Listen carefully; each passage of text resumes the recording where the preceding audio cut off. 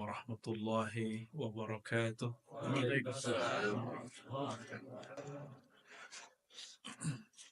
Alhamdulillahirabbil alamin.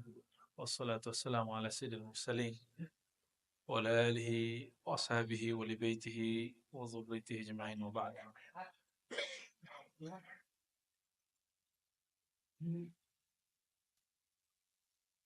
Gimana? Semangat? Suara saya nggak semangat nih. Suara saya mah begini aja dari dulu. Baik, sebelumnya mari kita kondisikan hati. Kita baca syahadat. Asyhadu an la ilaha illallah wa asyhadu anna Muhammadar Rasulullah. Asyhadu an la ilaha illallah. Ya, jamaatan bersama. Asyhadu an la ilaha illallah wa asyhadu anna Muhammadar Rasulullah. Ahaddatullah Ahmad Ruhullah Muhammad Habibullah Al-Mahdi Khalifatullah. Laruh Nabi sallallahu alaihi wasallam sanan wali Sayyidi Sulaiman Abu Dawud Sulaiman sahib kitab Sunan Al-Fatihah. Bismillah. Siratal ladzina an'amta 'alaihim ghairil waladdallin. Amin. Bantu diaktifin.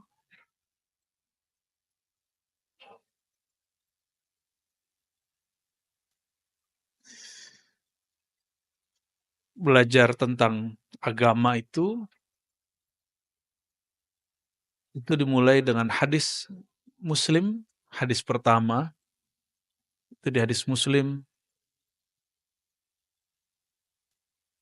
ada dialog antara Sayyidina Jibril dengan Sayyidina Muhammad sallallahu alaihi wasallam. Itu basic kajian ini. Sedangkan ini adalah ujungnya. Jadi basic kajian ini ada pada kajian akhir zaman yang kita sebut dengan 4 pilar al-Islam, ad-din.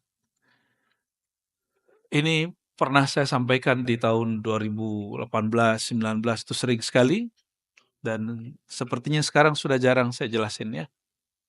Yang pertama Islam. Yang kedua iman. Yang ketiga ihsan.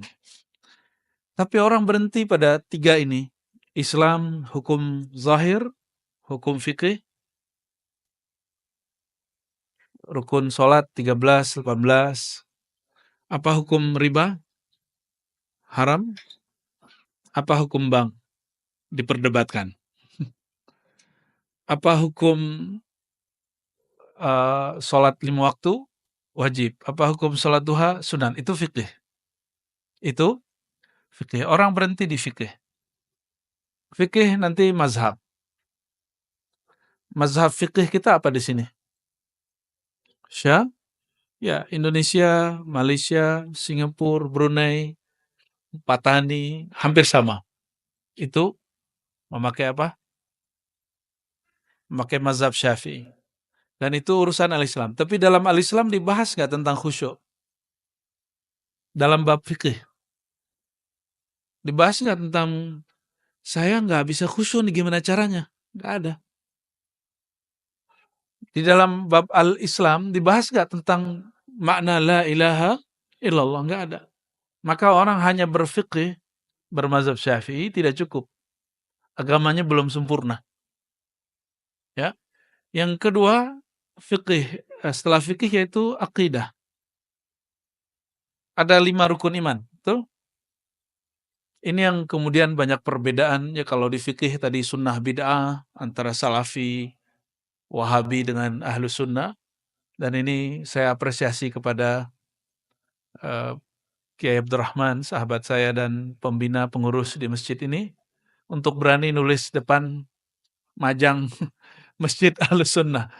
Ya, semoga Allah berkahi dan istiqomahkan, amin ya rabbal.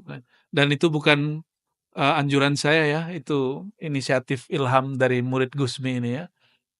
Salah satu yang buat saya senang ke sini karena ketemu dengan murid dari wali nyentrik, wali Allah yang unik, yang kita sebut wali malamatiyah. Nah, beliau muridnya ini.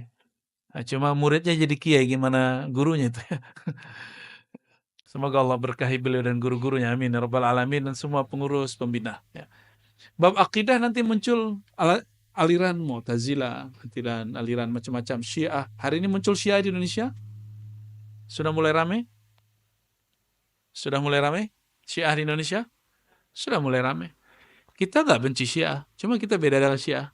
Kita nggak benci Wahabi, tapi kita beda dengan Wahabi. Jadi beragama itu gagal kalau saya berbeda lalu saya benci. Sudah berapa lama belajar? Setiap kali belajar ujungnya benci.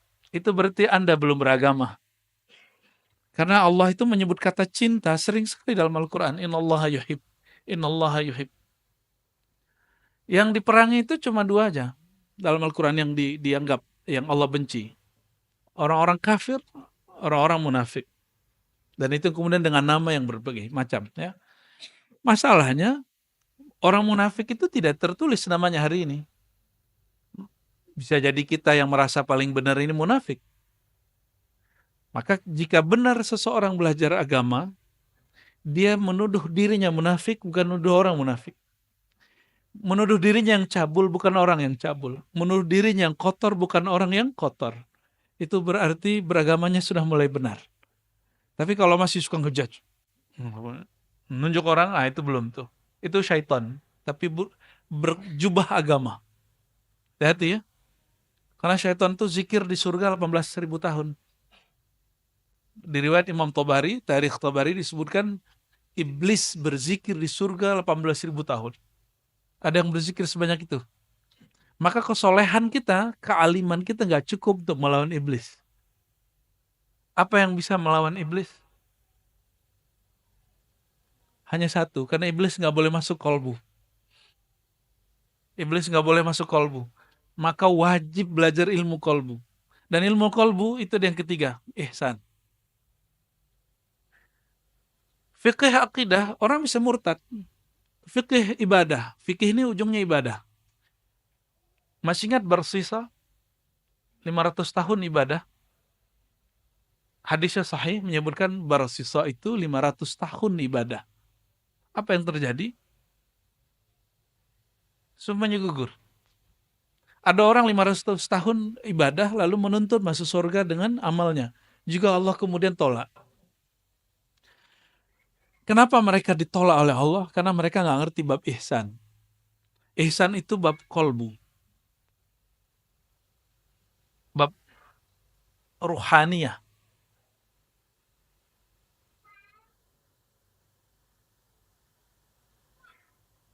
Di rukun iman ada 6.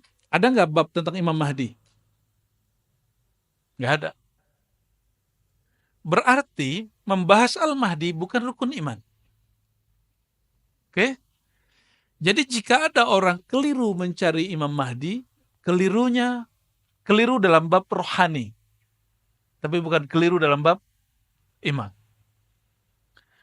Untuk mencapai bab akhir zaman, kita wajib belajar ilmu kolbu. Ini satu-satunya alat, nggak bisa lagi. Fikih hadis ini di sini. Hadis tentang Imam Mahdi, hidungnya mancung, jidatnya lebar. Dan saya sudah banyak didatangin orang yang hidungnya mancung dan jidatnya lebar ngaku Imam Mahdi. Jadi saya tanya, apa bukti kalau Anda itu Mahdi? Lihat hidungku dari samping, katanya. Lihat jidatku. Akulah sang Mahdi yang kamu cari-cari itu, yang kamu tunggu-tunggu itu. Ya, saya mau ketawa takut dosa, tapi itu terjadi. Dan yang paling sedih apa? Orang halu merasa dirinya lah Sang Mahdi. Karena habis pandemi kemarin, itu tambah banyak orang halu bahwa dialah Al-Mahdi. Emang Al-Mahdi mesti pandemi dulu baru ketahuan. Ya, jadi kekeliruan dalam bab kemahdian itu kekeliruan spiritual, rohani. Dia tidak berimplikasi kepada iman dan Islam. Dia masih Muslim, dia masih mukmin, tapi rohaninya keliru. Ini tolong digarisbawahi ya, tolong digarisbawahi. Jadi kalau nanti ada orang ngaku Imam Mahdi, dia masih mukmin, dia masih seandainya dia benar, dialah sang walinya. Jika dia salah, dia pembohong, tapi dia tidak kafir, dia tidak murtad. Jika ada kelompok pengikut Imam Mahdi tertentu, Mahdi, ada kali ada Mahdi, jadi Jawa kan, maka orang ini dia hanya keliru secara rohani, tapi implikasinya kalau umurnya panjang mungkin dia jadi pengikut Dajjal. Tapi semoga umurnya nggak panjang-panjang amat. Jadi kalau kita ketemu Al-Dajjal yang asli, dia sudah meninggal duluan. Ya, ini yang penting ya. Mohon maaf, Nabi SAW masuk Mekah, lahir di Mekah, yang diajarkan pertama, sholat 5 waktu atau la ilaha illallah. Nabi di Mekah, pertama kali ketika melihat orang konflik terus bilang, ente sombong, ente belagu. Atau Nabi kemudian mengajarkan silaturahim. Silaturahim tidak ada di fiqh, tidak ada di akidah, adanya dalam tasawuf. Itu ilmu ihsan. Jadi ilmu qalbu itu ilmu tasawuf. Karena ilmu tasawuf itu adalah aplikasi daripada perlawanan kepada syaitan, maka syaitan benci dengan ilmu tasawuf. Masalahnya syaitan itu ada dua. Ada jin, ada manusia. Maka saya khawatir kepada orang benci tasawuf. Jangan-jangan, jangan diterusin. Jangan-jangan minhum. Ya.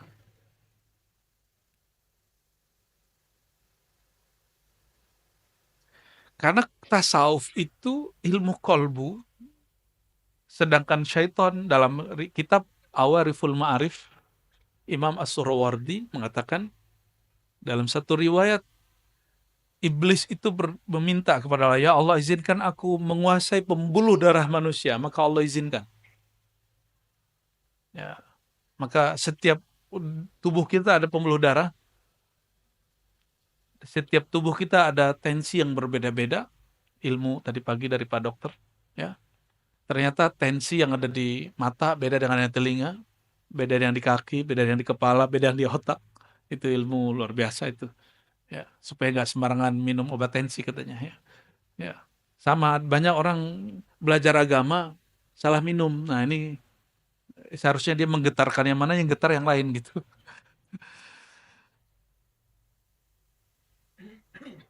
Iblis kemudian mengatakan, namanya masih Azazil, ya Rob, manggil Allah itu ya Rob, wahai Tuhanku. Jadi si Azazil, sang iblis itu, memanggil Allah itu masih dengan panggilan, wahai Tuhanku. Izinkan aku untuk menguasai kolbu manusia. Disitulah Allah murka. Inilah asbabul wurud hadis qudsi. Tapi di Sahih Bukhari Muslim, kalimat itu nggak muncul. Yang muncul cuma ujung hadisnya. Al-kibriya'u ridai. Kesombongan itu adalah selendangku. Ya. Di riwayat lain, siapa yang mencoba untuk ingin mengambil selendangku berarti dia sedang melawanku. Maksudnya apa? Yang boleh menguasai kolbu itu hanya aku. Maka orang yang ingin menguasai kolbu, dia sedang menentang Allah Subhanahu wa taala. Ini perhatikan. Mursyid tidak menguasai kolbu dirinya, bahkan kolbu dirinya dia nggak kuasai, apalagi kolbu murid. Dia hanya diberi pengetahuan tentang penyakit kolbu dan cara mengobatinya. Guru nggak bisa nguasain kolbu, ini perhatikan ya. Dokter bisa nguasain penyakit nggak? Pak dokter berdua? Gimana Pak dokter?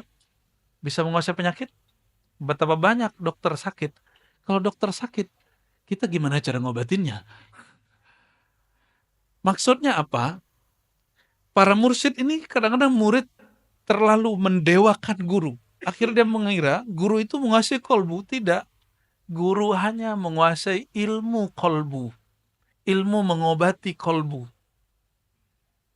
Paham di situ? Ya. Jadi guru tidak pernah menguasai kolbu manusia. Karena yang boleh menguasai kolbu hanyalah Allah. Dan kalau ada seorang mursyid ngaku menguasai kolbu manusia, fahuwa syaitanun bijubbati syekh. Fijubbati syekh al-mursyid. Kalau ada seseorang mengaku dapat menguasai kolbu manusia, maka dia syaitan, iblis, ya, yang berjubah syekh. Nauzubillah min, nggak ada yang sanggup, nggak ada yang sanggup. Hatta Nabi Muhammad SAW tidak menguasai kolbunya. Beliau mengatakan, hadza fima amlik wa la tahkumni fima la amlik. Ya Allah, jangan hukumi aku terhadap hal yang aku tidak kuasai. Ya. Ini perhatikan, maka wajib belajar ilmu tasawuf. Ini kaedah-kaedahnya seperti itu. Dalam hadis qudsi disebutkan, qulubu bani Adam biyadir rahman, baina isba'in min asabi'ir rahman. Kolbu manusia di antara jemari-jemari Tuhan yang Maha Pengasih. Jangan bayangkan Allah itu benda, karena Allah bukan benda, maka disebut jemari, itu bukan berarti jemari ini. Tapi Allah menyebutnya jemari-jemari Sang Maha Pengasih. Berarti kolbu itu hanya dapat disentuh, digerakkan oleh rahmah, kasih sayang. Ya, semoga daurah itu berarti pelatihan, training, pengajian, ya. Semoga Allah berkahi dengan rahmat Allah SWT. Semoga dari awal sampai akhir kita berdaurah dengan hati, ya, dan Allah memandang hati kita dengan rahmatnya dan mengucurkan rahmat dari awal kita mulai sampai selesai, bahkan sampai kita wafat nanti. Amin ya rabbal alamin, ya. Kami dari Ribat, saya tidak sendiri. Alhamdulillah ada muallim-muallim, ya, ada guru-guru, ada tim khidmat yang luar biasa. Jadi benarlah kata Nabi SAW, alaikum bil jamaah. Hendaklah kalian berjamaah. Jadi nggak ada superman, superhero, nggak ada. Yang ada cuma jamaah hero. Ya, jamaah man atau jamaah woman. Jadi hanya super itu dalam berjamaah. Tidak ada orang super dalam. Ya, nggak mungkin, itu mustahil. Ya, barakallahu lakum jami'an. Ya. Itu juga ilmu kolbu. Ya. Bagian dari ilmu kolbu. Oke, yang keempat. Ini yang muqaddimah masuk ke Imam Mahdi. Pertanyaan Sayyidina Jibril kepada Sayyidina Muhammad SAW apa? Apa pertanyaannya? Setelah Islam, iman, ihsan. Ya Rasulullah, apa itu Islam? Dijawab rukun Islam. Ya Rasulullah, apa itu iman? Dijawab rukun iman. Ya Rasulullah, apa itu ihsan? Dijawab dengan ilmu tasawuf. Dan yang keempat, ini yang paling penting. Ya Rasulullah, mata sa'ah. Kapan the time? Kapan si waktu itu terjadi? Sang waktu itu Allah, bahasa Arabnya ad-dahru. Nyampe di bahasa Sunda sama Jawa, dahar jadi makan. Waktu makan. Cocok logi yang cocok. Allah menyebut dirinya anad dahru, akulah sang maha waktu. Sedangkan si waktu itu kiamat. Dan bahasa Arab sa'ah itu artinya waktu yang panjang. Apa pertanyaan Sayyidina Jibril alaihissalam? Mata sa'ah, hadis sahih Muslim kedua. Hadis pertama dan kedua ketiga. Ya. Bab pertama di Kitabul Iman, hadisnya itu. Kapan terjadi kiamat, wahai Rasulullah? Apa jawaban Nabi Muhammad SAW? Nah, ini perhatikan. Mal mas'ul anha bi'a'lam minas sa'il. Ini jadi kaidah kita. Tidaklah yang ditanya lebih tahu daripada yang bertanya. Selevel Nabi Muhammad SAW, masalah si waktu itu bagi dia misteri. Apalagi bagi kita. Maka kalau ada orang mengukur umat, mengukur kiamat kapan, Dia sudah melewati Sayyidina Muhammad SAW, sudah melewati Sayyidina Jibril. Ini sudah 2 kaidah. Tadi kaidah qalbu, sekarang kaidah yang kedua. Apa itu? Tauqit akhir zaman, tauqitus sa'ah laysa min manhaj an-nabawiyah. Menentukan kapan kiamat bukanlah bagian dari ajaran kenabian. Tapi perkiraan tentang Dajjal, Mahdi itu masih oke. Yang nggak boleh itu apa? Kapan si waktu bernama kiamat terjadi, itu nggak boleh. Paham ya di situ? Kalau mengenai waktu lahirnya pembaharu, itu Nabi sendiri yang mengajarkan, sallallahu alaihi wasallam. Apa kata beliau? Akan muncul setiap 100 tahun, hadis Abu Daud ya, orang mayujaddid laha dinaha, yang mentajdid agamanya, yang mentajdid baginya agamanya, bagi masa itu agamanya. Apa maksudnya?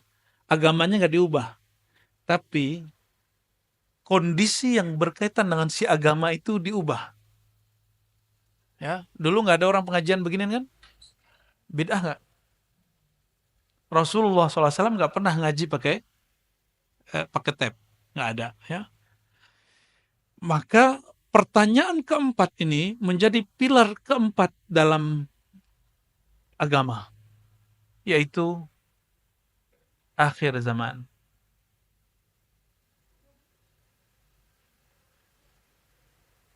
Jadi kalau orang tanya, ketika Nabi SAW ya melihat para sahabat bingung, tiba-tiba Sayyidina Jibril itu pergi setelah bertanya tentang tanda-tandanya. Jadi Jibril mengatakan, oke, kalau engkau tidak bisa jawab, ceritakan kepadaku tentang tanda-tandanya. Maka yang dibolehkan adalah ilmu tanda. Nih perhatikan, ini kaidah berikut. Ma'rifat akhir zaman, ma'rifatul alamat. Ma'rifat akhir zaman itu mengerti tentang tanda-tanda. Ini kaidah penting. Sudah berapa kaidah dari tadi? Sudah 3. Pertama, kolbu, bahwa yang menguasai kolbu hanya Allah. Yang kedua,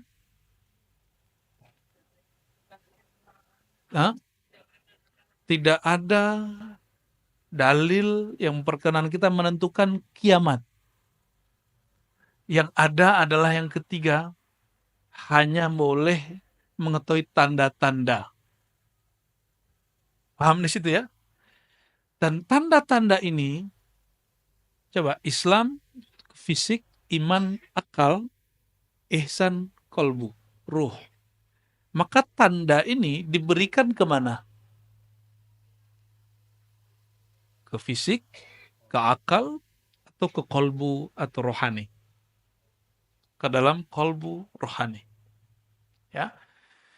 Nah, ini yang kita sebut dulu ya, saya hanya menyebutnya trilogi. Selamat datang Buya Kasril ya, Al-Khalidi.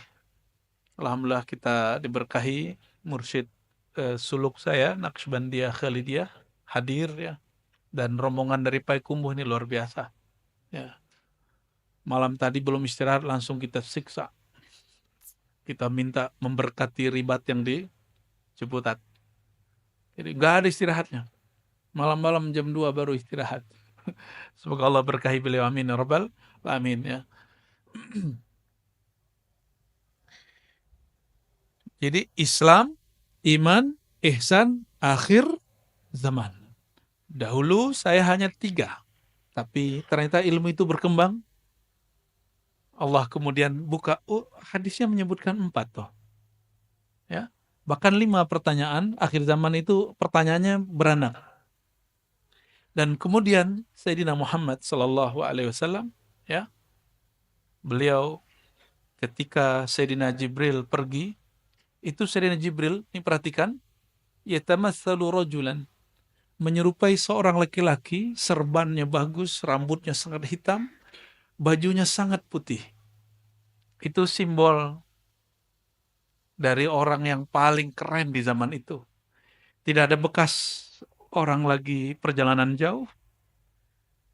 Sayyidina Umar curiga, merhatiin. Sayyidina Umar itu sahabat yang diizinkan kolbunya dialog dengan Allah langsung.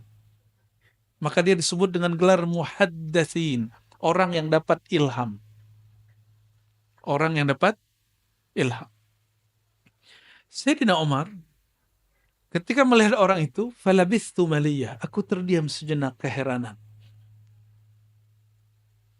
Lalu Sayyidina Muhammad SAW bertanya, atadri ya, manis sa'il ya Umar. Hai Umar, kamu tahu siapa yang nanya?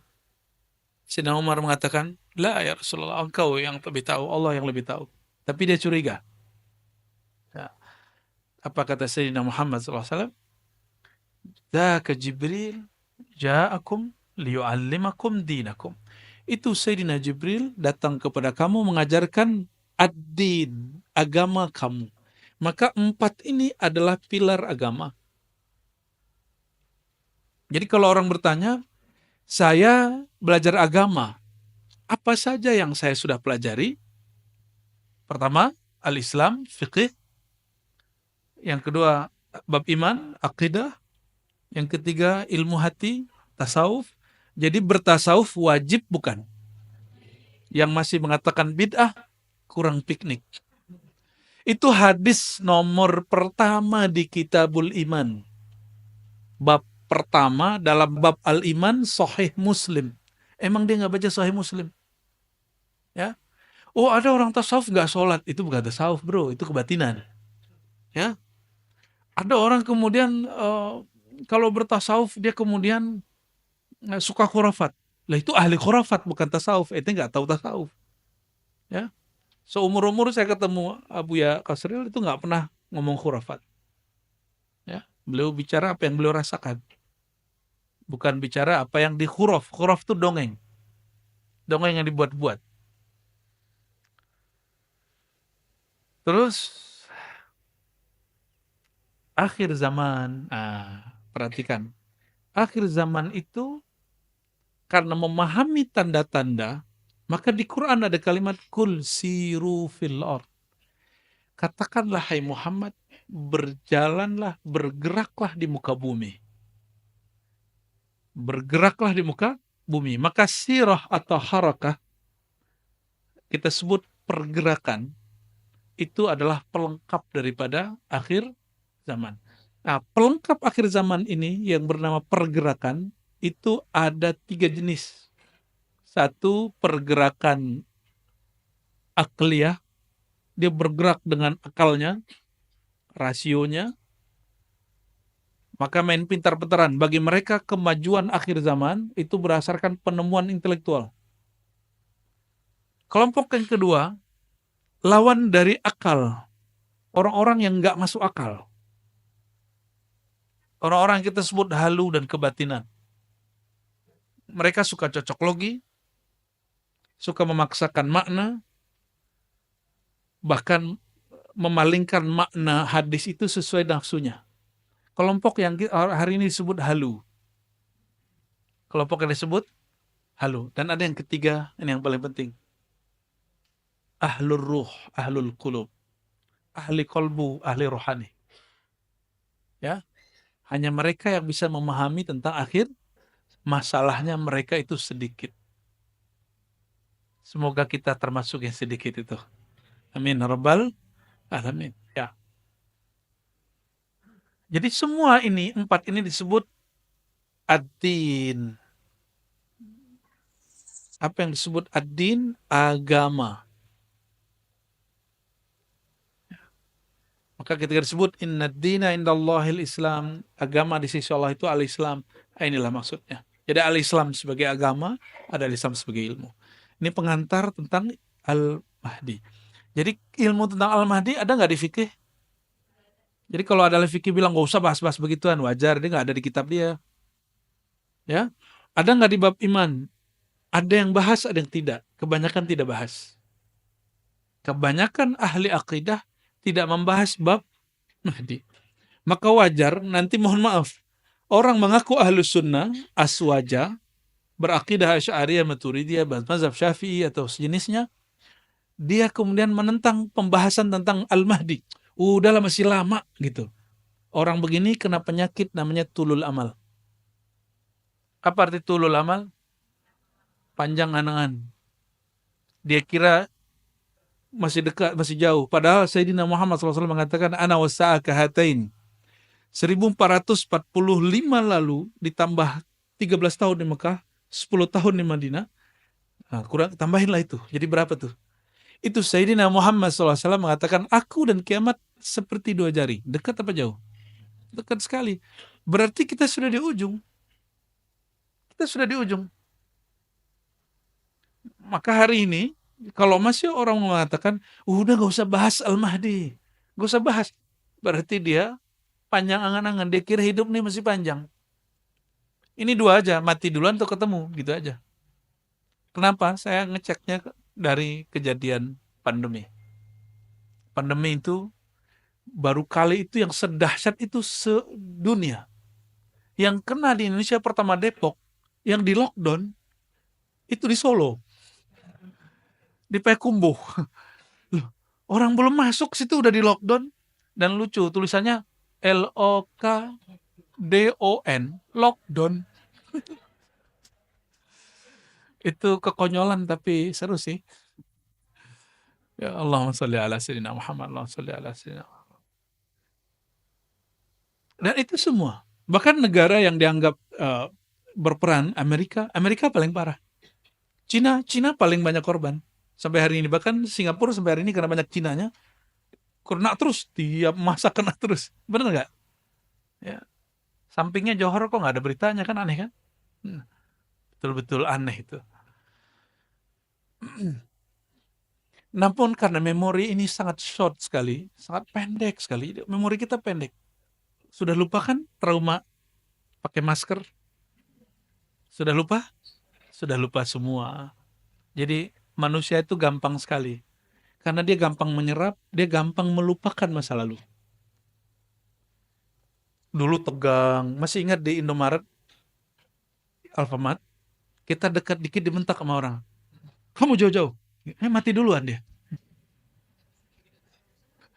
Ya, itu kejadian. Benar nggak? Kejadian itu. Ternyata Pak Dokter sendiri nggak mau vaksin. Allahumma sholli ala sayyidina Muhammad. Kecuali Pak Dokter yang satu lagi mau vaksin. Oke, akhir zaman.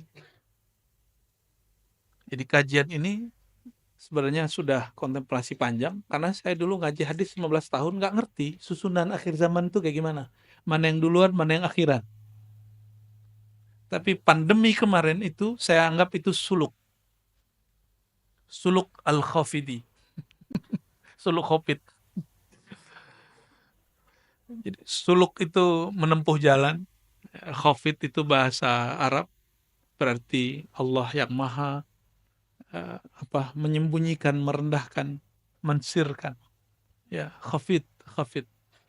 Ya, al-Khafidi. Jadi selama itu Allah banyak kasih saya anugerah yang saya nggak mengerti. Jadi kalau ilmu yang pertama empirik, al-Islam itu empirik. Apa arti empirik? Coba lihat saya. Oke, sudah kelihatan? Pakai mata apa pakai hati? Oke, kelihatan dengan mata? Itu namanya terlihat secara empirik. Empirik artinya panca indera. Oke, coba pegang temannya di samping. Itu makhluk zahir apa jin itu? Oke, berarti emang manusia yang hadir ya?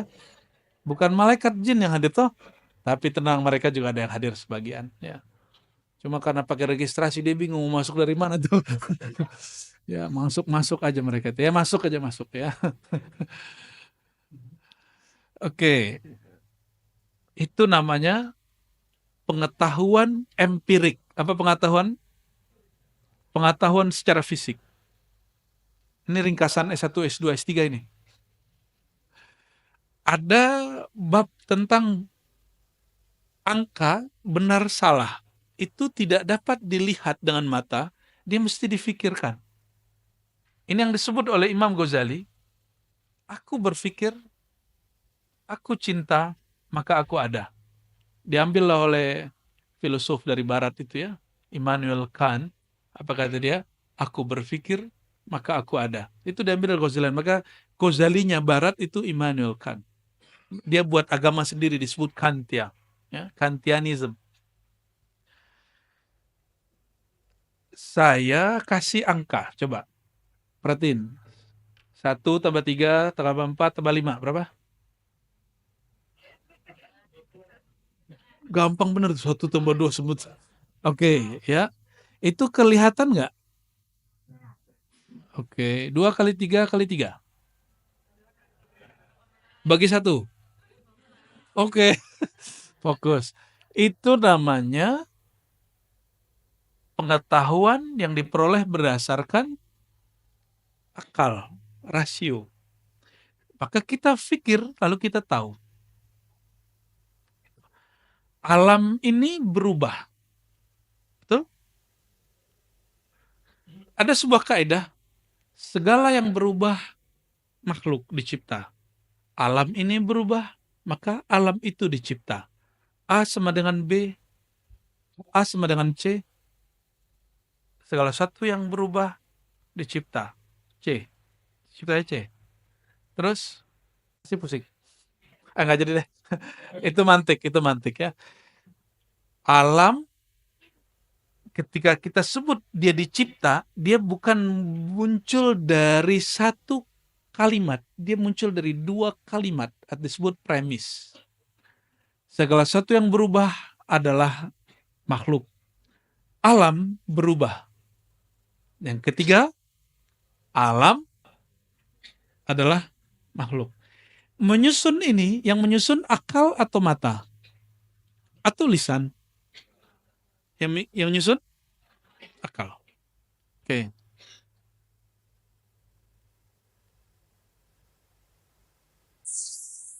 Gimana dengan hukum riba? Riba itu ditentukan buruknya oleh akal atau oleh syariat?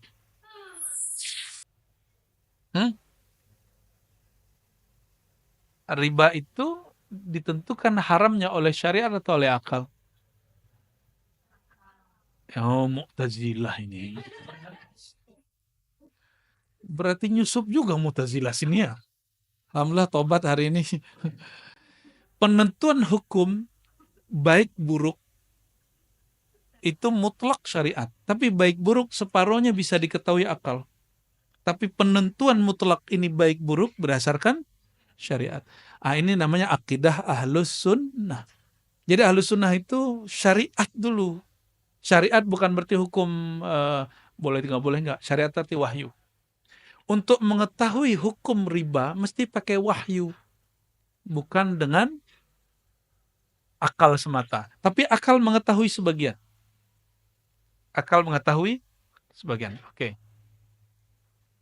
Nah, mengetahui sesuatu setelah berpikir disebut dengan ma'rifat aqliyah. Atau bahasa kitanya pengetahuan rasional. Pengetahuan berdasarkan akal, rasio. Tidak semua yang masuk akal itu cara menjelaskannya sesuai dengan akal. Ya, banyak hal yang masuk akal, tapi penjelasannya nggak masuk akal. Penjelasannya kadang halu, kadang keliru, itu sering terjadi. Nauzubillah min dzalik. Oke, kita tinggalkan akal. Dalam ilmu akal, apakah ada pembahasan tentang Imam Mahdi? Maka orang-orang cerdas, intelek, filosof tidak akan sanggup bicara Mahdi. Paling dia, ente terpengaruh agama-agama kuno. Yang nggak ada tuh Mahdi-Mahdian, nggak ada. Jadi kalau orang intelektual, pasti dia menolak kajian tentang Al-Mahdi. Ini kita buka-bukaan. Ya, kita bukaan. Menentukan tadi hukum riba pakai apa? Wahyu. Sahibul wahyu, memegang wahyu siapa? Nabi Muhammad SAW. Bab kemahdian yang mengabarkan siapa? Yang mengabarkan kemahdian siapa? Sang pemegang wahyu, Nabi Muhammad SAW. Oleh karena itu, membicarakan tentang kemahdian akhir zaman bukan berdasarkan tebak-tebakan mata, bukan tebak-tebakan akal, tapi dia berdasarkan wahyu yang diturunkan kepada Nabi Muhammad SAW dan pemahamannya disimpan dalam ilham yang diturunkan kepada para ulama ahlullah. Ya, kalau hukum zahir disimpan dalam qalbu ahli fikih, mufti-mufti yang mengeluarkan fatwa di MUI, di Bahsul Masail NU, Tarjih Muhammadiyah, mereka mengatakan ini halal, ini haram. Disimpan hukum zahir. Tapi hukum ini hukum rohani. Yang menyimpan hanya ahli rohani. Jadi kalau bertanya bab kemahdian, jangan tanya ke ahli fikih, nggak nyambung. Jangan tanya ke filosof nggak nyambung. Tanyalah kepada ahli rohani, karena rohani Nabi SAW yang menerima wahyu. Nah, pemahaman tentang kemahdian hanya dapat diterima, dibahas dengan rohani. Nah, ini perbedaan kajian akhir zaman ribat dengan di luar ribat. Nah, ini kita sebut ini manhaj kami. Manhaj artinya sistem berpikir yang kami bangun. Ya, tolong diperhatikan. Ribat membicarakan akhir zaman. Ambil hadis Nabi SAW. Karena hadis itu empirik tapi isinya wahyu. Lalu kita pelajari itu dengan kolbu dan ruhani. Kepada ahli kolbu dan ahli ruhani. Barulah kemudian muncul makna. Sebagaimana kitab fikih, hukum tentang sholat, rukun sholat, wajib, tidak wajib, sunnah, bid'ah, tersimpan ilmunya di kolbu ahli fikih, maka ini tersimpan ilmunya di ahli kolbu. Masalahnya, tadi ada bab ihsan ya. Bab ihsan tentang kolbu dan ruh. Ini dua ya. Kolbu dan ruh beda. Perhatikan, kolbu dan ruh beda. Kolbu itu sentral manusia. Ruh itu sumber sebelum kolbu itu adalah ruh. Ditiupkan ruh ke dalam diri, maka Allah ciptakan satu alat dalam diri kita namanya kolbu. Gitu. Maka ruh itu kolbunya kolbu. Intinya kolbu adalah ruh. Tapi ruh bukan kolbu. Ruh lebih dalam, lebih luas daripada kolbu. Jika orang belajar tasawuf mentok dalam bab kolbu, dia nggak akan bisa bicara tentang kemahdian. Dia nggak akan mampu bicara tentang akhir zaman. Tapi jika dia diizinkan Allah rohaninya diperjalankan set ke depan, diperjalankan ke belakang.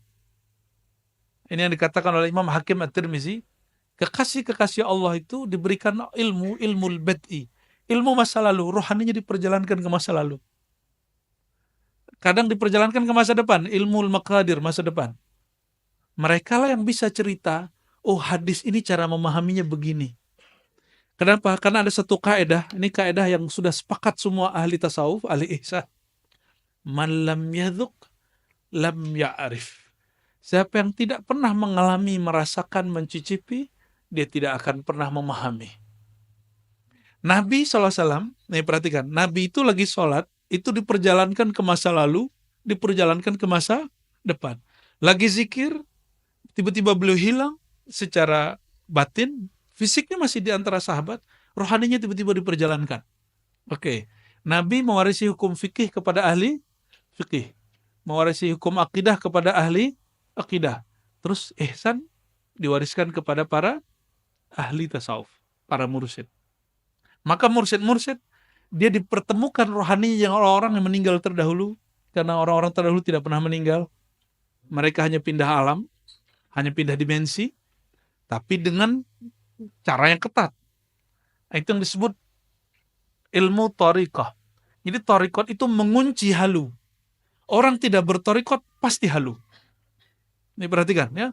Jadi kenapa muncul halu? Karena dia mencampur adukan thariqat dengan khayalan dia. Nah, dia nggak bisa bedain ini syaitan apa malaikat ya. Ini syaitan apa halu, ini apa keinginan dia, apa keinginan Allah. Ya kan muncul fenomena orang bisa menundukkan hujan. Loh yang menunjukkan hujan Allah. Kita diberi hadiah oleh Allah ditundukkan langit dan bumi, bukan kita yang menundukkan langit dan bumi. Huwallazi khalaqalakum ma fil ardi jami'a. Allah lah yang menjadikan, menciptakan, menundukkan yang di muka bumi semuanya. Bukan kita yang menundukkannya. Yang menundukkan siapa? Allah Subhanahu wa ta'ala. Jadi sahabat-sahabat semua, mengenal bab kemahdian itu nggak cukup pakai ilmu thariqah. Nggak cukup dengan wirid. Oleh karenanya, antum bertanya ke beberapa ahli thariqah, dia nggak akan sanggup menjelaskan bab kemahdian. Karena dia mentok di kolbu, di angka-angka zikir. 70.000 kali 7, la ilaha illallah kali 7, gitu-gitu aja. Ya. Tapi jika dia perjalankan ke ruh, pasti dia diberi isyarat walaupun sedikit. Tergantung jatah dia. Kan Allah itu memberi rezeki itu dua. Ada rezeki zahir, ada rezeki batin. Ini bagian dari rezeki batin. Mungkin bapak saudara ada yang diberikan rezeki zahir yang berlimpah dan suka berbagi. Dan ada juga orang yang diberikan rohani, kolbu berlimpah, maka dia berbagi rohani. Itu sama. Ini kaya. Hanya beda kekayaan. Ya, ini kekayaan rohani, ini kekayaan jasmani, dan mereka saling memerlukan, saling menguatkan. Itulah baginda Nabi Muhammad SAW dengan para sahabat. Ya. Dan ma'rifatu akhir zaman nau'un min ma'rifatir ruh. Ya. Jadi ini kaidah sebelum masuk ke hadis pertama. Mengenal ilmu akhir zaman adalah salah satu bagian dari ilmu mengenal tentang seluk-beluk ar-ruh. Masih ingat ada ayat? Yas'alunaka 'anir ruh. Ya, mereka bertanya kepada engkau tentang ar-ruh. Katakanlah ruh itu amri rabbi. Ada namanya amri? Amri rabbi. Amri, urusan Rabb Allah. Boleh juga disebut amrullah. Perhatikan ada hadis Bukhari. La tazalu ta'ifatun min ummati. Senantiasalah ada sekelompok kecil dari umatku, gak banyak. Zahirina alal haq, mereka saling tolong-menolong dalam al-haq. Semoga kita bagian dari itu, amin. Hatta ya'tiya amrullah. Sampai datang amrullah. Amrullah bagi ahli fikih, ahli hadis, ahli akidah, itu kiamat. Tapi indi amrullah wal mahdi. Ya, amrullah itu siapa? Al-Mahdi. Karena amrullah itu artinya rahasia Allah. Dan yang Allah rahasiakan sekarang adalah Sayyidina Al-Mahdi. Itu hadisnya jelas. Sahih Bukhari dan Muslim, Abu Daud, Tirmizi, hadisnya lengkap. Nah, oleh karena itu, amrullah itu babnya sebutan tentang ilmu ruh, maka Sayyidina Al-Mahdi a'lamun nas birruh. Ini sudah mulai dibuka. Ciri pertama Imam Mahdi. Ya, ini diloncat sedikit ke ujung supaya saya nggak lupa nanti. Orang yang paling mengenal tentang amrullah, amrul rabbi, yaitu ma'rifatur ruh, adalah Nabi Muhammad SAW. Lalu setelahnya adalah Al-Imam Al-Mahdi. Dengan begini baru kita masuk, ini landasan untuk mengenal tentang hadis Al-Mahdi. Dan perlu digarisbawahi saudara-saudariku, sebutan Al-Mahdi itu ada sebutannya Al-Mahdi Al-Mubasysyar, Al-Mahdi Al-Muntazar. Apa sebutannya? Al-Mahdi menyebut Al-Mahdi Al-Muntazar itu disebut oleh ulama Ahlu Sunnah dan juga disebut oleh ulama Syiah. Disebut oleh ulama Ahlu Sunnah dan juga disebut oleh ulama Syiah. Apa arti muntazar? Mahdi muntazar, apa artinya? Imam Mahdi yang ditunggu-tunggu. Dan dua-duanya ada dalam literatur Ahlus Sunnah, ada dalam kelompok Syiah. Maksud saya sederhana, jadi ada yang nggak paham, lalu mengatakan menyebut Al-Muntazar berarti ente Syiah. Jadi ada yang berhenti kajian akhir zaman, itu cuma karena si Ustadz menyebut kata Al-Mahdi Al-Muntazar. Ini coba cek. Kata Al-Muntazar itu muncul dalam Imam Ahlus Sunnah di Mesir, tapi berasal dari Maroko. itu Sidi Abdullah Al-Ghumari waktu beliau masih di Mesir. Sidi Abdullah Al-Ghumari adalah hafiz terakhir hadis Nabi SAW. Orang terakhir yang paling banyak hafalan hadisnya di dunia. Dan beliau punya kitab tentang Al-Mahdi Al-Muntazar. Dan beliau imam Ahlus Sunnah. Gitu. Tapi kita beda dengan orang Syiah. Syiah itu Mahdi, imam yang ke-12. Keturunan Rasulullah SAW yang ke-12. Kita enggak. Yang kita maksud Mahdi Muntazar, itu yang akan kita bahas pada sore ini ya. Sebelumnya kita baca lagi suratul Fatihah. Untuk Imam Abu Daud dan guru-guru kita yang menjazahkan saya kitab ini. Abuya Syekh Sya'rani Al-Martapuri Al-Makki ya, dan beberapa guru-guru yang lain yang masih hidup, dari Syekh Yasin, dari Umar Hamdan, dari sanadnya yang bersambung kepada Imam Al-Hafiz Abu Daud As-Sijistani. Al-Fatihah. Bismillah.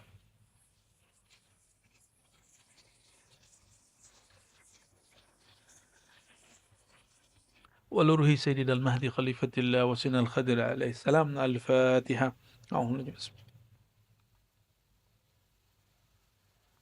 صراط الذين أنعمت عليهم. Ya, setelah muqaddimah tadi, nahmadullah wa nusalli wa sallim ala habibihil karim. Amma ba'du. Qala bisanadina al-muttasil al-imam Abi Daud. Ini sudah dibagi? Enggak dibagi ya? Enggak. Oh, nanti dibagi PDF-nya. Ini ada sanad yang tadi saya fatihain. Guru kami, orang terakhir yang khidmat dan lama khidmat kepada Syekh Yasin Al-Fadani, orang kita yang ahli hadis di Mekah. Yang terakhir khidmat itu orang Banjar, lama di Mekah. Dan Syekh Yasin ini guru, bukan hanya guru Nusantara, tapi guru di dunia. Maka disebut musninud dunya. Kita ketemu ulama Mesir, disebut Syekh Yasin. Orang Al-Azhar berbangga mengatakan saya murid Syekh Yasin. Ketemu orang India, guru saya ahli hadis, dan mengatakan kami murid Syekh Yasin. Ketemu juga orang Maroko, dia mengatakan oh Syekhuna Syekh Yasin. Yang lucunya di Mesir, teman saya di Al-Azhar itu kasih tahu dosennya, kampungnya Syekh Yasin dekat kampung saya. Kata, enti tolol katanya. Ya, mana ada kampung enti namanya Padang katanya. Lah, saya anak Fadani Syekh. Akhirnya ya maklum, orang Mesir kan nggak semua juga alim geografi. Dia nggak tahu kalau Syekh Yasin itu orang Sumatera Barat. Ya, tapi alhamdulillah ya, kita bersyukur. Dan paling unik, saya mengenal nama Syekh Yasin Al-Fadani bukan dari orang Sumatera Barat. Saya mengenalnya dari orang Arab dan orang Jawa, Madura, Banjar, Betawi, Palembang, India. Jadi kenalnya bukan dari orang kampung saya. Kenalnya dari mereka. Dan salah satu sanad kitab yang kita riwayatkan adalah kitab Sunan Abi Daud. Ini kitab 4 tahun kami pelajari di Ma'had ya. Dan ada 9 hadis yang pendek tapi memuat tentang kisi-kisi Imam Mahdi. Inilah dia ya. Sama halamannya di situ? Sama ya? Bismillahirrahmanirrahim. Sanadina al-muttasil al-Imam Abi Daud qala haddatsana qala Kitabul Mahdi, kitab Al-Mahdi. Apa arti Al-Mahdi? Apa makna Al-Mahdi?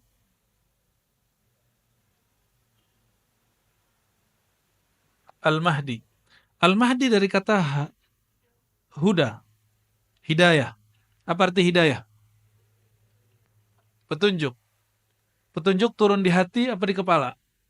Apa di gelar? Apakah dokter lebih tinggi hidayahnya daripada orang yang bukan dokter? Wa may yu'min billahi yahdi qalbah. Siapa yang percaya kepada Allah, Allah bimbing hatinya. Berarti Al-Mahdi itu orang yang paling percaya kepada Allah. Itu rumusnya. Surat At-Taghabun, silakan lihat di rumah ya. Maka Al-Mahdi, jadi ada hada yahdi huda, fahuwa hadi wa dzaka mahdi ya. Ada hadi, kalau hadi yang memberi petunjuk. Kalau Mahdi yang diberi petunjuk. Huda berarti tuntunan. Maka Al-Mahdi berarti yang dituntun. Yang dituntun tadi siapa? Mana yang dituntun? Kolbu, ruhnya. Ruhaninya langsung dituntun oleh Allah Subhanahu wa Ta'ala. Ya. Jadi kalau ditanya, ini sudah langsung terjawab, ini harus sudah khatam ini kajiannya, ya. Siapakah Al-Mahdi? Orang yang paling beriman kepada Allah dan orang yang paling tertuntun kolbunya. Masalahnya yang tertuntun kolbunya, ruhnya, ruh tampak atau tidak. Ini masalahnya. Karena ar-ruh itu tidak tampak, maka dia bisa berkamuflase. Jika syaitan dapat menyerupai manusia, menyerupai orang taat, masalahnya nanti orang yang dapat mutiara di kolbunya, dia nyamar jadi syaitan. Itu masalahnya. Nggak ada namanya Al-Mahdi itu, ember itu nggak ada. Kayak yang di Pakistan itu nggak ada. Ya, ngaku sekian ribu kali ketemu Allah, mimpi, ya mimpi doang ngaku. Ya, kalau mimpi mah kita tiap hari ketemu Allah 5 kali minimal, jaga. Ya, lebih keren ketemu Allah jaga atau ketemu Allah mimpi. Ya, jadi ada anak Timur Tengah baru tamat dari Al-Azhar, dia bilang, menurut ente ini Imam Mahdi bukan? Karena menurut ente dia Imam Mahdi. Loh, alasannya apa? Dia ketemu Allah udah sekian ribu kali. Ketemu Rasulullah sekian ribu kali, mimpi. Saya candain, saya nggak pakai pengalaman batin. Ini pakai akal aja. Jadi debat sama begitu nggak usah pakai saya melihat dalam hati, nggak perlu. Cukup mengatakan begini, bro, ente kalau ada orang ketemu Allah dalam keadaan jaga, dan itu setiap hari, mana yang lebih tinggi makomnya daripada orang yang kamu sebut di Pakistan itu Al-Mahdi karena dia ribuan kali mimpi ketemu Allah.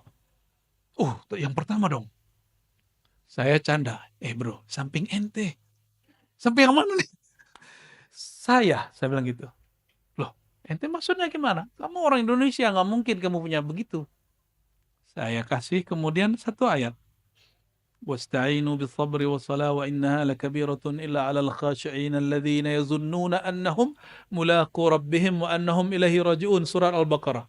Ya, ayat berapa tuh? 45 ya? 44 45 ya?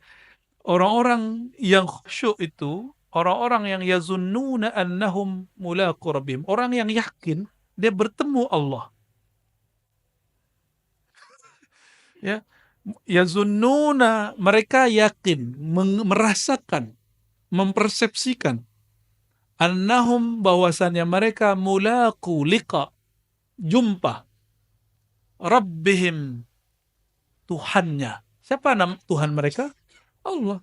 Jadi orang yang disebut khusyuk, siapa yang disebut khusyuk? Kita kalau sholat merasa jumpa dengan Allah, nggak mesti mimpi.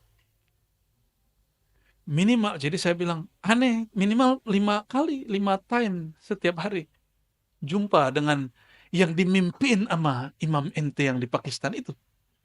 Tapi akullak lastu bil Mahdi, saya bukan Imam Mahdi. Jika yang ketemu jaga gak Mahdi, masa yang ketemu mimpi Mahdi? Logika-logika akliyah sederhana itu bisa mematahkan orang.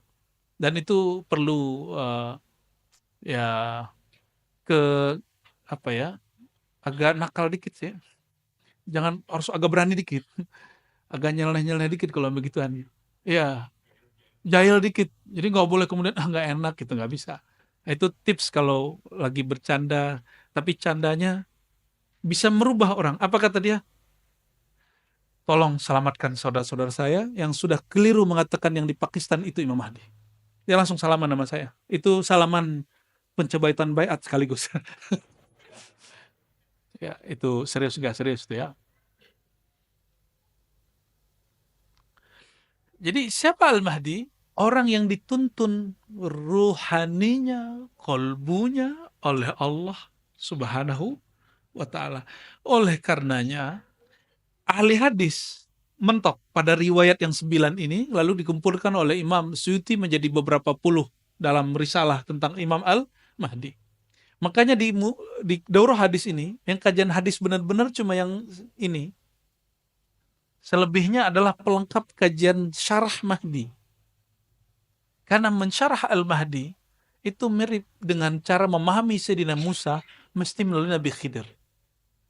Oleh karena itu nanti ada satu bagian khusus di sini tentang Sayyidi Al-Khadir, mengetahui tentang hakikat Nabi Khidir, ya, di modul yang keberapa ini, ya. Di sini ada tentang Nabi Khidir, ya. Jadi ini bukan kita lagi ngapa-ngapain, tapi kadang hadis nggak usah banyak-banyak, tapi instrumen penjelasnya harus banyak. Dan aqul lakum, ya, saya sampaikan, untuk memahami sir Al-Mahdi mesti belajar ilmunya Nabi Khidir. Ilmu yang Nabi Allah Khidir dulu sharing kepada Sayyidina Musa, ya. Nanti saya jelaskan, ya, sampai di mana nanti. Tentang Nabi Allah Khidir nanti yang akan membahas pakar-pakarnya nanti insya Allah, ya. Jadi ribat itu gurunya juga berjamaah. Kita tidak sedang membangun satu sosok karena saya bukan Imam Mahdi. Jadi kami mencoba untuk menciptakan suasana berjamaah karena Nabi Muhammad SAW mengatakan alaikum bil jamaah. Kalian wajib berjamaah. Maka guru pun nggak boleh sendiri. Alhamdulillah ada beberapa buya, ya. Nanti silakan nikmati dari mereka dan jangan beda-bedakan. Jangan beda-bedakan. Jadi nanti kalau yang di depan duduk itu Buya Aldomi, maka anggap itu Buya Aldomi bukan Ar-Razi. Ya. Maka terima utuh apa yang Allah berikan dari kolbunya, jangan kemudian bandingkan dengan saya atau dengan Buya Asfi atau dengan Buya Yunal. Nanti jangan jadi juri pulang. Atau pas nanti, sepertinya kalau Buya Razi itu begini, ya, Anda nanti gagal. Nanti nggak bisa menikmati hidangan-hidangan rohani yang lebih banyak. Torikot itu banyak. Di ribat itu, Bapak Ibu, kita mengedepankan satu manhaj namanya manhaj al-Muhammadi. Manhaj al-Muhammadi itu boleh juga disebut Torikoh al-Muhammadi. Torikoh al-Muhammadi itu bukan torikot saingan Naqsyabandi, saingan Syazili, enggak. Al-Muhammadi itu sistem untuk memahami semua torikoh. Ya, maka di ribat kami tidak fanatisme torikoh. Ya, torikoh apa aja bisa diketemuin di ribat. Maka kita sebut manhaj kita, torikoh kita al-Muhammadi, meskipun kami suluknya Naqsyabandi. Wirid pagi sorenya Syazili. Jadi nanti sore di ujung pengajian ada zikir pagi sore, mohon dipimpin Buya Asfi, ya. Zikir yang diajarkan baginda Nabi Muhammad SAW untuk mengisi pagi sore, dan itu sama dengan bercocok tanam di surga. Jadi subhanallah bihamdi ismul-azim gharsun fil jannah. Orang yang baca subhanallah, dia sama dengan menanam di surga, membangun di surga. Maka nanti jangan keluar. Selesai dulu zikir baru keluar. Oke? Insya Allah. Kita masuk ke hadis yang pertama. Hadis yang pertama ini hadis yang nomor 4279 di kitab Iman Abu Daud. Beliau meriwayatkan dari Amr bin Utsman.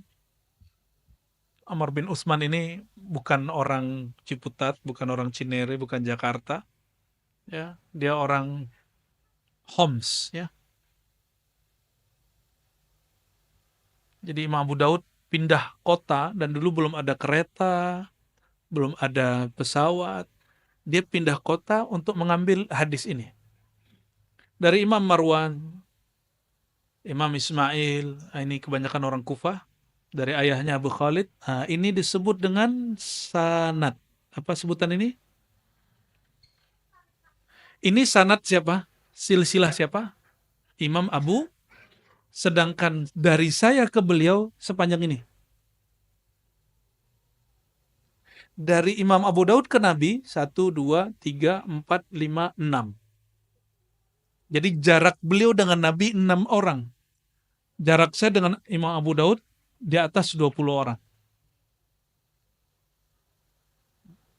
Jadi ini yang disebut sanad. Jadi ini yang dikatakan Imam Ibnu Mubarak, al-isnad minad-din, bersanad, berguru, bersilsilah bagian dari agama. Jadi kita nggak ngaku-ngaku. Hari ini banyak orang buka kajian kitab Sunan Abu Daud, Sahih Bukhari, tapi dia nggak punya sanad. Kita nggak tahu dia gurunya siapa, pemahaman dia ambil dari siapa, Apakah dari kolbu pewaris Nabi, apa kolbu pewaris Musailamah Al-Kadzab? Ya, kita nggak tahu. Semuanya punya pewaris, itu. Maka wajib memperhatikan guru kita siapa, apakah silsilah ilmunya bersambung kepada Nabi Muhammad SAW. Ini bukan untuk menghibur, tapi ini menghiburan. Ya, apa kata guru kami?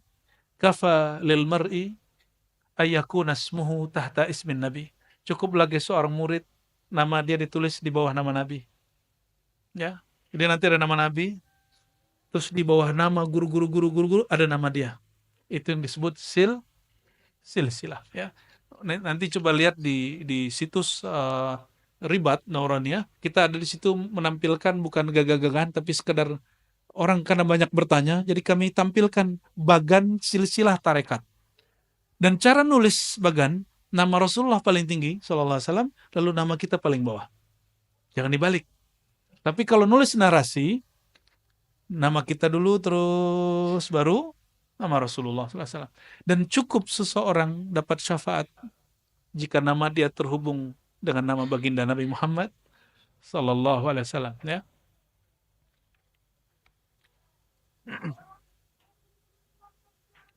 Oke.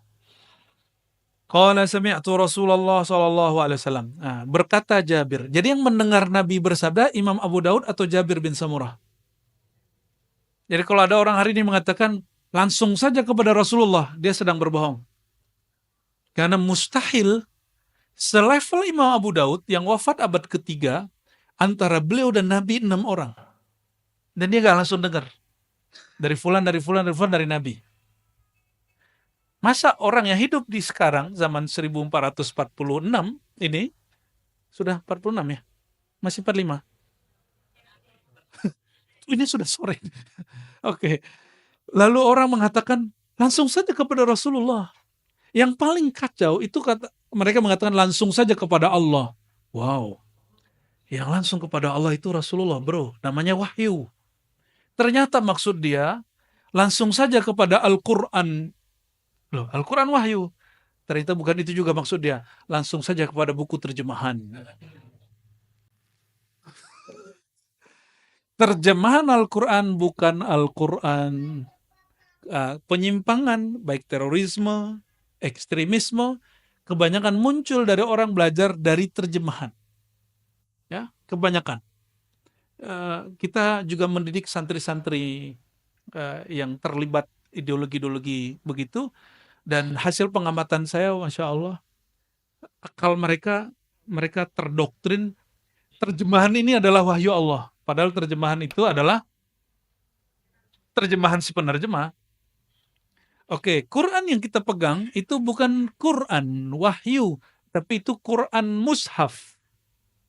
Apa beda Quran wahyu dan Quran mushaf? Kalau wahyu turun ke qalbu Nabi SAW. Kalau mushaf ditulis oleh sahabat Nabi Sayyidina Utsman, maka disebut mushaf Utsmani. Mushaf produk manusia, mushaf Quran dicipta. Kalau Al-Quran tidak dicipta, dia langsung masuk ke dalam ruh. Paham di situ? Oke, maka kalau kita mengatakan langsung saja kepada Allah, itu setara dengan Rasulullah SAW. Langsung saja kepada Pak Nabi, itu setara dengan dua kelompok. Satu ahli sahabat, yang kedua ahli kasyaf. Orang kasyaf itu langsung ke Rasulullah, ya. Percaya nggak, Tom? Nabi itu mati nggak? Karena Nabi nggak pernah mati. Orang-orang yang ahli rohani, diizinkan Allah rohaninya mengakses rohani Rasulullah SAW. Itu disebut ahlul kasyaf, ahlul rohani. Cuma dua orang itu yang bisa ketemu Nabi. Sahabat Nabi SAW. Yang kedua, ahlul kasyaf. Hanya dua itu. Mungkin kelompok yang mengatakan langsung saja kepada Rasulullah, dia sahabat Nabi. Jadi kalau ketemu dia, radhiyallahu anka. Gitu ya. Atau qaddasallahu sirrahu. Karena dia ahli rohani.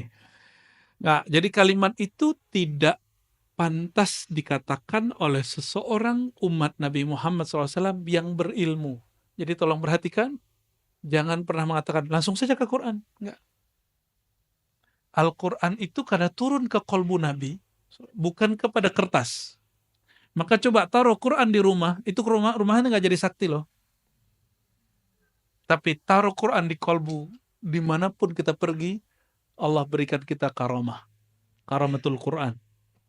Karamatul Quran. Keramatnya Quran. Keramat itu artinya kemurahan Allah yang ada pada Quran. Keberkahan Allah yang ada pada Quran. Jadi mohon ini diganti cara berpikirnya bahwa Quran yang dimaksud baginda Nabi Muhammad SAW, Dzalikal kitabu.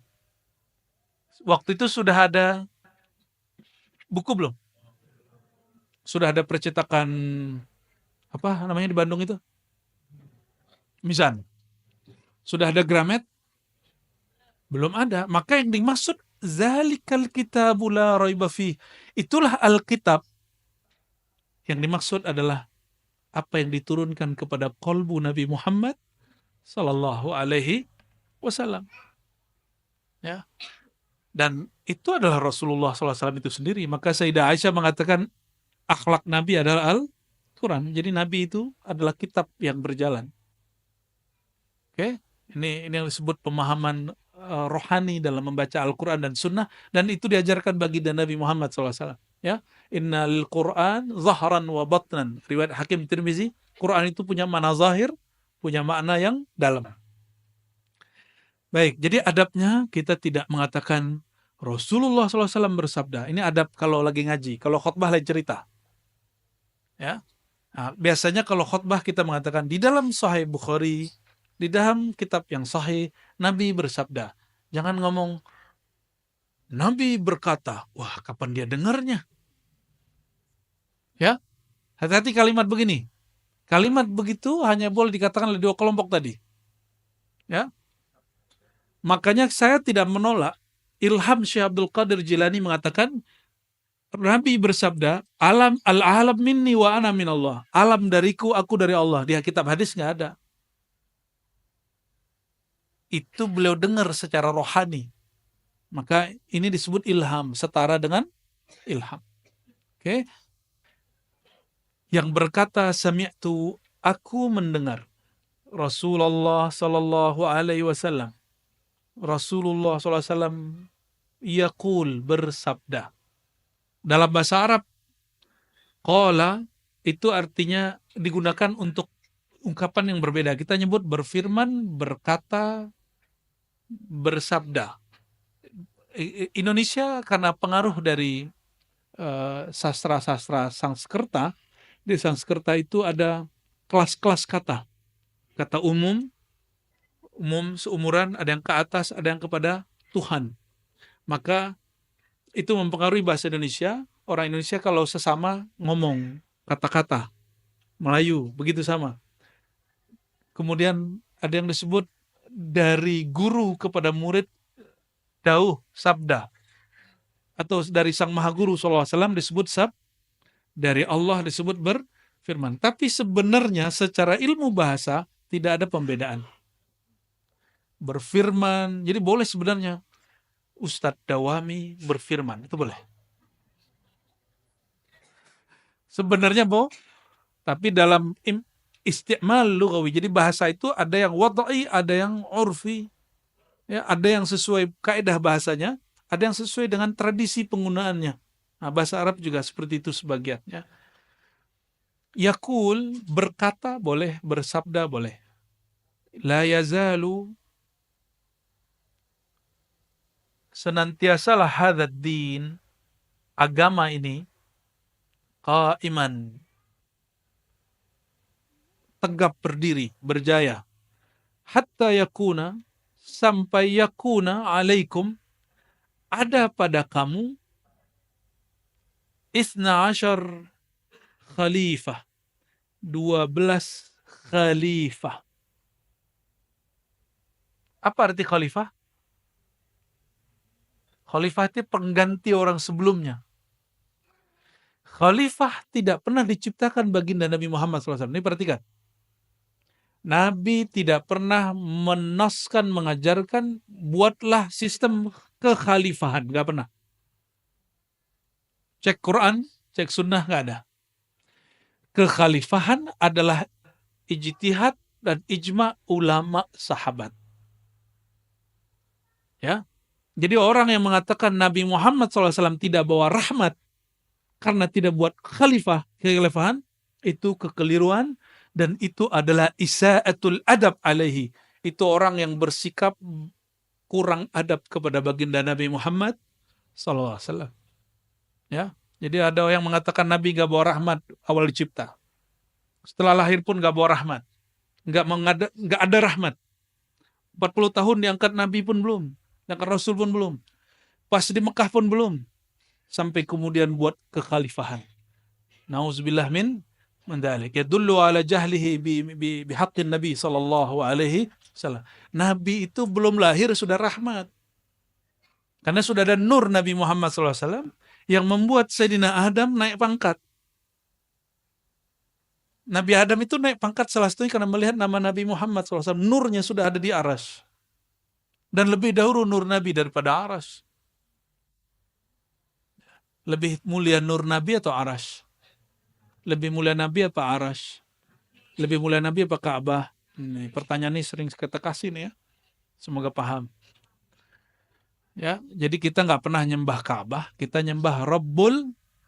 Kita juga nggak pernah nyembah Nabi SAW, apalagi nyembah Nabi Isa, apalagi nyembah mursyid, apalagi nyembah kuburan, nggak masuk itu. Maka tuduhan kepada sufi, mereka ubadul kubur seperti dituduhkan oleh Wahabi, itu tuduhan buhtanun azim, kebohongan yang luar biasa. Dan itu permusuhan yang mungkin sampai kiamat gak selesai-selesai. Ya, kita nggak pernah nyembah-nyembah kecuali Allah Subhanahu wa Ta'ala. Ya. Kekhalifahan, ini perhatikan, tidak pernah dibuat Nabi SAW. Itu adalah hasil kesepakatan sahabat Nabi setelah Nabi SAW wafat. Oleh karenanya, kekhalifahan tidak suci. Yang suci nubuat, kenabian. Apa yang suci? Kalau Nabi suci, tapi khalifah suci? Coba cek. Umar konflik dengan Ali. Pernah dengar? Sayyidina Abu Bakar konflik dengan Fatimah. Fatimah nggak mau sapa Sayyidina Abu Bakar sampai mati. Hadis Sahih Bukhari. Ya. Sayyidina Ali nggak mau membayar Abu Bakar karena menjaga hati Fatimah. Meninggal Sayyidah Fatimah baru dibayar Abu Bakar. Maka terjadi konflik Sayyidina Ali dengan Umar. Itu politik sahabat yang dijamin masuk surga. Apalagi politik Indonesia. Apalagi politik Amerika, ya, politik Saudi, nggak ngaruh. Ya. Semuanya pasti syarat konflik. Maka min tabi'ati siyasah fi ayyi suratin kana khalifatan mulkan au ayyi surah fala takunu salimatan minal khilaf. Ya, tidak ada satu sistem pemerintahan, apakah itu kekhalifahan, kerajaan, monarki, demokrasi, kecuali di situ ada konflik. Pasti ada konflik. Jadi jangan putus asa. Orang-orang yang suka ngebom karena dia sudah, aduh, negeri ini udah hancur. Ya. Polisi yang benar dibunuh. Karena ada kan polisi yang mau dia punya menyimpan berita tentang sabu, dimatiin orang. Ya. Polisi yang jahat bertahan. Orang kalau mikir begini, wah ini kita harus bunuh polisi semua nih. Ya. Makanya beberapa kali di Indonesia markas polisi dibom. Benar nggak? Ya. Itu karena pikiran dia pendek. Dia tidak paham bahwa salah satu sunnatullah pada dunia ini adalah kekacauan. Jawaban dari Ibnu Athaillah As-Sakandari. Jadi Ibnu Athaillah kemudian ditanya, kenapa dunia ini banyak masalahnya, banyak konfliknya, kita udah baik juga orang gak baik sama kita. Apa jawaban beliau? Sesuatu tidak mengeluarkan kecuali yang menjadi sifat di dalamnya. Karena dunia itu sifatnya rusak, busuk, hancur, maka dia hanya menampilkan yang rusak. Oke, kembali ke ini. Jadi 12 kekhalifahan, 12 khalifah, sampai hari ini ulama kita nggak ada yang sepakat tentang makna siapakah 12 khalifah ini, kecuali kelompok Syiah.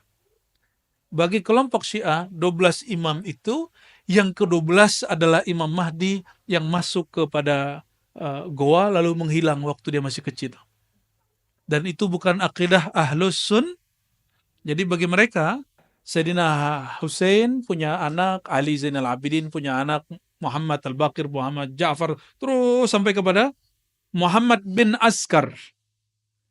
Askar ke-11, Muhammad bin Askar yang ke-12. Muhammad bin Askar ini menghilang waktu kecil. Cocok dengan hadis ini. Lalu apa kata mereka? Inilah imam yang kita tunggu. Kata siapa? Kelompok Syiah. Ajaran Ahlus Sunnah tidak meyakini 12 imam versi. Kenapa? Banyak dalilnya. Yang pertama, 12, yang 11 itu tidak pernah memimpin suatu pemerintahan pun. Sayyidina Husain memimpin pemerintahan enggak? Dia wafat dibunuh oleh Yazid dan tentara Yazid, namanya Ibn Ziyad, sebelum berkuasa. Sayyidina Ali Zainal Abidin Jumatan aja nggak boleh. Muhammad Al-Bakir juga sama, Ja'far Shadiq itu juga hampir sama. Sampai kepada keturunannya tadi. Jadi mereka jadi ahlul bait di zaman itu berat. Maka ketika di sini ada zuriat Nabi, Habib ya, Indonesia paling aman tinggal habaib. Sampai muncul isu anti nasab Ba'alawi ini ya. Kita nggak ikut-ikutan, ya, kita nggak komentar juga. Kalau pernah ada komentar saya sudah tutup ya. Kita nggak mau ikut-ikutan konflik karena itu bagian dari merusak ukhuwah Islamiyah ya. Jika membahas nasab merusak ukhuwah Islamiyah, kita nggak usah bahas. Baik. Lalu siapa yang disebut 12 imam ini? Jadi seakan-akan Imam Abu Daud ingin mengatakan begini, wahai Tuan pembaca, Tuan yang membaca hadis ini, 12 imam itu bukan imam yang dimaksud oleh Syiah. Ya. Masih ingat kisah Bani Israel ketika Sayyidina Musa kemudian membawa 12 perwakilan yang disebut Nuqaba. Ya. Disebut apa? Nuqaba. Maka jika kita merujuk ke sana, Nuqaba ini bisa berarti hidup di zaman yang sama. Bisa juga tidak. Nah, tapi poin paling penting dari kata ini, hadis ini adalah seakan-akan Imam Abu Daud ingin mengatakan bukan 12 imam versi Syiah itu. Oke. Ini penjelasannya masih agak panjang, tapi kita cut aja ya. Sudah asar belum? Belum. Belum mau atau 1 menit lagi? Oh, bentar lagi berarti.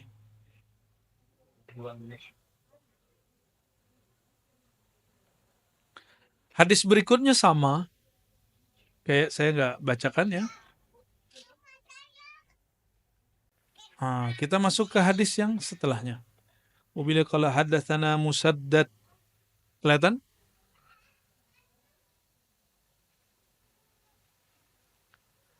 Disampaikan oleh guru kami Musaddad. Musaddad ini namanya lucu, Musaddad bin Musarhad. Ya. Musaddad bin Musarhad begitu namanya, sampai ada candaan oleh hadis.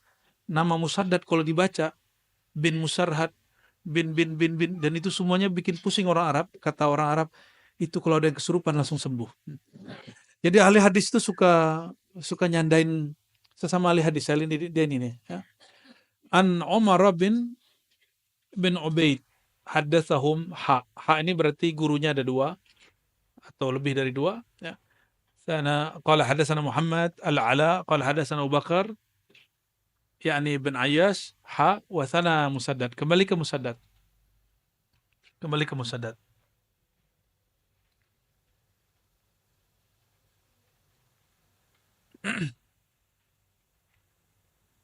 Allahumma shalli ala sayyidina.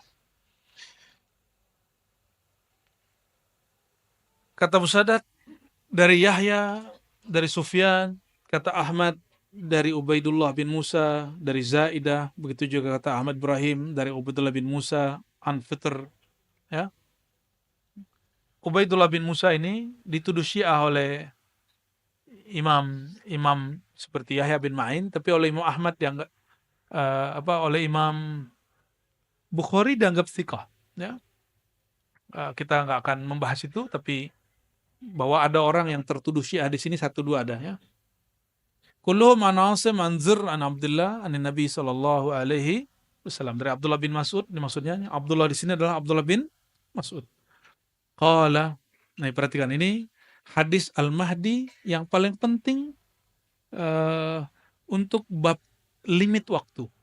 Laulam yabqa, seandainya tidak tersisa, seandainya tidak dapat fisiknya teks, ada? Dapat? Nggak dapat? Oh, ngopi sendiri? Oke, emang wajar sih karena daurahnya gratis. Ya, alhamdulillah. Ya, karena saya dapat ilmu ini gratis, jadi saya ingin mengajarkannya gratis. Ya, semoga Allah memberkahi kami yang hadir, yang mengajarnya, amin ya rabbal alamin. Laulam yabqa, seandainya tidak tersisa minat dunia, dari waktu yang ada di dunia kecuali yaum, satu hari saja, la tawwalallahu dzalika, sungguh Allah akan memanjangkan hari itu, dzalikal yaum, hatta yub'atsa, atau yab'atsallahu, sampai Allah membangkitkan seseorang, mengutus seseorang, minni, dari aku, dari aku, semua alam dariku, al-alam minni, semua alam dariku, semua kita dari nur Nabi Muhammad SAW. Berarti lafaz pertama, siapa aja mungkin jadi Imam Mahdi. Tapi untungnya ada lafaz keduanya, au min ahli baiti, dari ahlu baitku, dari keturunan ahlu bait. Ahlu artinya keluarga, bait rumah tangga Rasulullah SAW.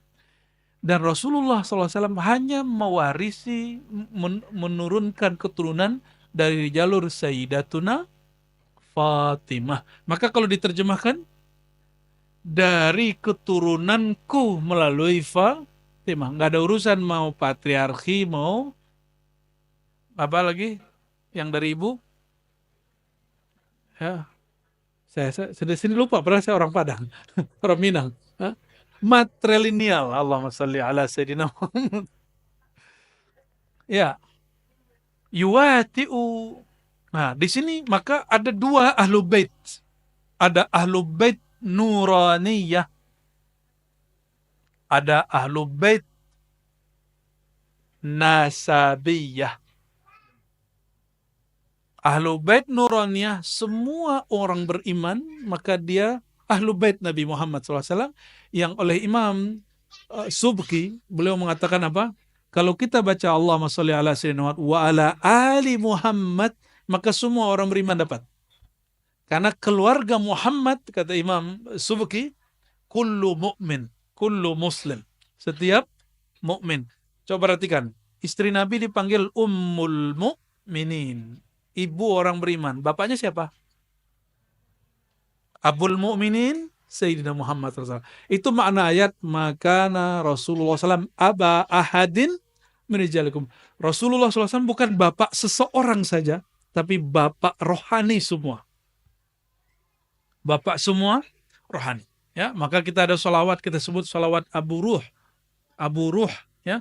Allahumma shalli ala sayyidina Muhammad Abir Ruh. Ya, salatu wassalamu alaika ya Aba Ruh. Ya.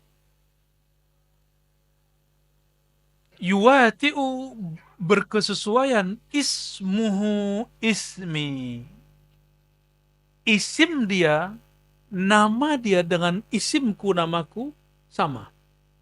Wa ismu abihi ismu abi. Tapi di riwayat imam yang lain, ini kalimat ini tidak ada. Ya, ini riwayat yang lebih sahihnya yang ini. Nama dia sama dengan namaku. Pertanyaan, apakah yang Nabi maksud nama itu nama KTP? Nama ID card? Di masa Rasulullah SAW udah ada ID card belum? Ada kartu tanda penduduk? Ada masuk ke daftar apa namanya, Dukcapil yang di pemerintah? Enggak. Nama yang dimaksud di sini bukan nama itu. Yang perlu diperhatikan, ya. Karena kita sering memahami 14 abad lalu dengan zaman sekarang, itu kebodohan. Ya, makna hadis nanti nggak lengkap. Nama apa yang dimaksud? Nah, yang paling bagus menjelaskan tentang makna nama itu Al-Imam Bajuri dalam Hasyiah Akidahnya. Apa makna nama? Nah, jadi si nama ini ada makna.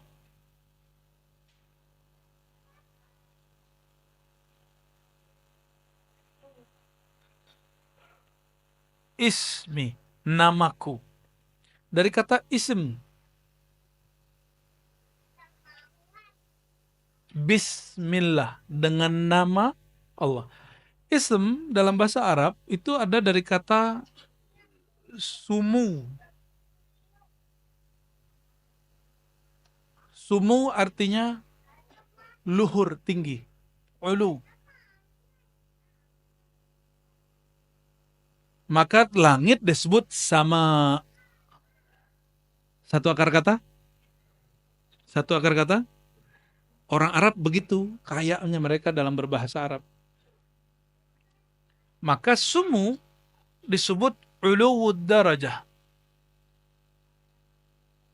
wa ma'rifah. Ketinggian derajat dan ketinggian ma'rifat, pengetahuan.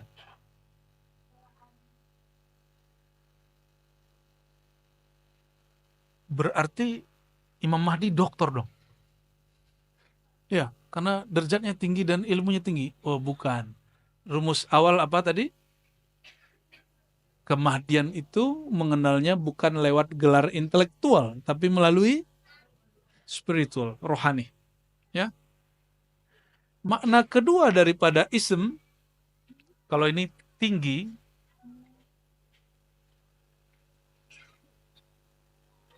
yang kedua makna daripada ism adalah alam. Ya. Bahasa Arabnya wasm. Jadi ulama itu mereka bingung, ism kata bismi itu dari sumu atau dari wasam. Apa makna wasam? Ada di bahasa lokal nggak? Wasam. Asem adanya. Wasam berarti alam. Apa arti alam? Tanda.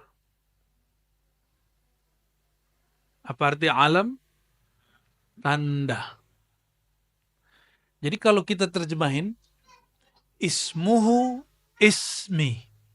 Nama ia adalah namaku.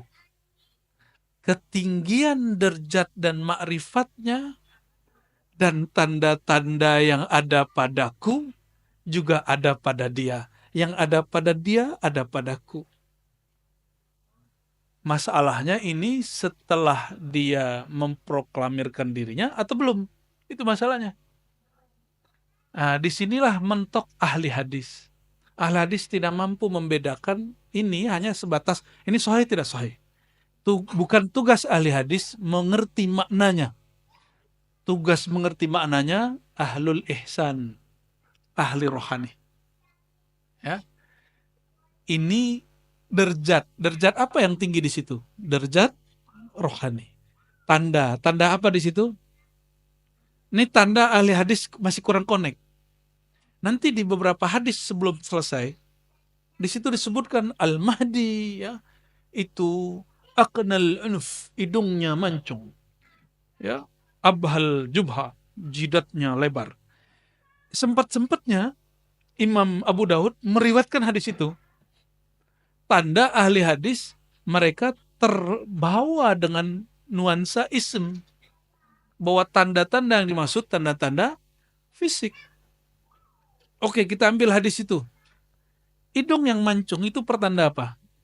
Orang hidung mancung itu keturunan Sunda, Jawa, apa keturunan Arab. Nah, boleh juga lah kita ambil ya. Tapi apakah semua yang hidung mancung, ya, dia Imam Mahdi? Ini banyak yang mancung nih bukan Imam Mahdi saya lihat. Banyak zuriat Nabi hidungnya pesek. Saya ketemu malah mancungan hidung teman-teman kita yang bukan habaib. Berarti bukan itu tandanya, bukan tanda hidung. Jadi hidung ini kalaupun iya itu pertanda dia zuriat. Jidat lebar pertanda dia cerdas. Tapi bukan berarti mesti seperti itu, ya. Oke, ini dua hal paling penting dari makna ism. Eh, Awalnya agak sulit untuk memetakannya, tapi 2021 alhamdulillah Allah izinkan pemaknaan ini kemudian rampung, ya. Jadi makna ism nama bukan nama kartu ID card, tapi ini nama ketinggian derajat, kemakrifatan, nama tanda. Buya Dr. Aldomi boleh ngajar di pasca sarjana karena beliau punya nama gelar, yaitu doktor. Apakah semua saudara-saudara ini boleh ngajar di pasca sarjana, S2, S3? Enggak. Mesti ada, sudah punya doktor, mesti punya syarat satu lagi, namanya nomor induk dosen. NIDN. Berarti dia punya nama induk, nama dia punya nomor. Jika di alam nyata ini ada kenyataan realita begitu, maka ini adalah pertanda bahwa di akhir zaman ada lebih dari satu nama. Maka kita ada kitab, di situ disebutkan 2000 nama Nabi SAW kurang 5. 2000 kurang 5. Nama Nabi Muhammad SAW. Semakin kenal nama Nabi Muhammad SAW, semakin kenal beliau.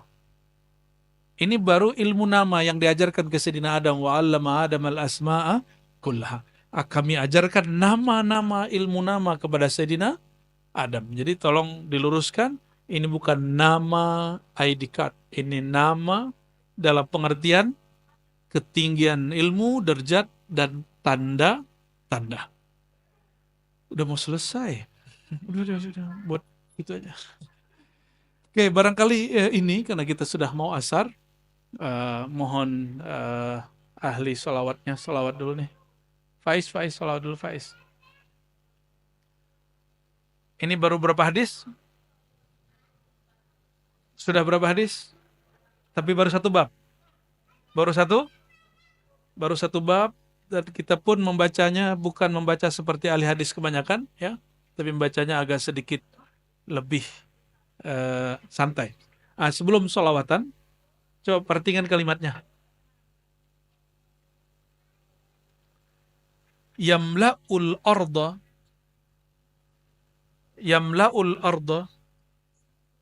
Al-Mahdi itu akan memenuhi bumi dengan qistan wa adlan, keadilan. Kama, ini menjadi limit kemunculan Al-Mahdi. Jadi kalau orang bertanya, kapan muncul Al-Mahdi? Kita nggak berani memberikan tanggal, kecuali itu perkiraan. Jadi kalaupun ada penanggalan, itu hanya perkiraan. Kama muliat, sebagaimana dipenuhi bumi zulman wa jawra, kezaliman. Jadi kalau mau dijawab, kapan Imam Mahdi muncul? Apabila kezaliman memuncak di semua tempat. Sekarang kan belum zalim-zalim amat lah. Ya. Masih bisa makan tuh? Masih boleh makan?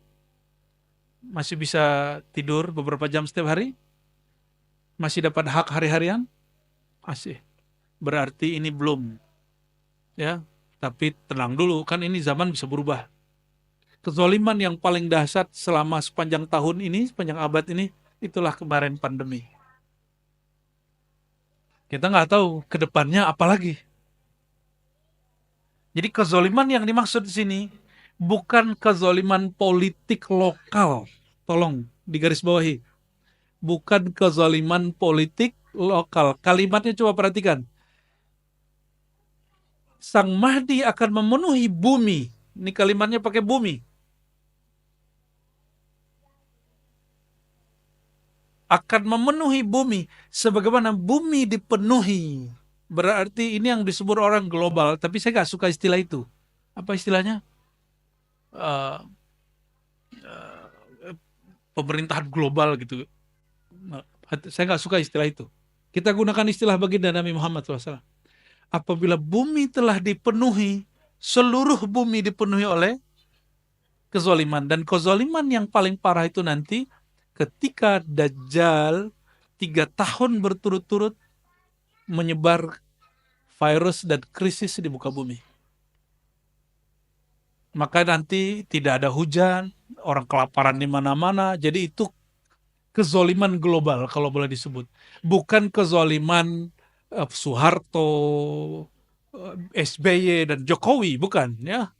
Ini masih gagal fokus ini. Hadis-hadisnya dibawain ke bab politik. Kalau di Malaysia kezoliman Anwar Ibrahim gitu enggak ada urusan. Ini enggak ada urusan begitu. Kezoliman Salman, Raja Salman dan MBS, Muhammad bin Salman, ya salam ya akhi, bukan itu. Ini kezoliman munculnya dari orang yang paling zalim, yaitu Dajjal. Bukan kezoliman politik lokal. Ini kalau orang nggak ngerti bab kolbu, dia akan maksain, enggak, ini zamannya nih. Ya, maka sekarang di Indonesia sudah banyak Dajjal. Kalau begitu bentar lagi Imam Mahdi keluar juga dong. Ya, gampang bener. Ya, seharusnya dari kemarin tuh 2020 seharusnya keluar udah. Ya. Oke. Ini kalimat paling penting di hadis ini. La tazhab aw la tanqadi dunya hatta yamlikal Arab rajulun min ahli baiti wa artinya sama berdasarkan hadis ini, dan hadis ini hasan. Ya, hadis ini apa? Jadi ada sahih, hasan, dhaif, dan dia di tengah-tengah. Dia di tengah-tengah. Oke, saya tanya lagi. Ini kezaliman lokal, nasional, atau global? Maka pelaku kezalimannya itu politik partisan atau politik global. Global. Ya, jadi jangan terjebak dan dimainkan perasaannya oleh perbedaan antara partai politik yang ada di dalam negeri. Paham? Jadi kita nggak usah kemudian tengkar sama partai yang beda-beda. Udah biarin aja.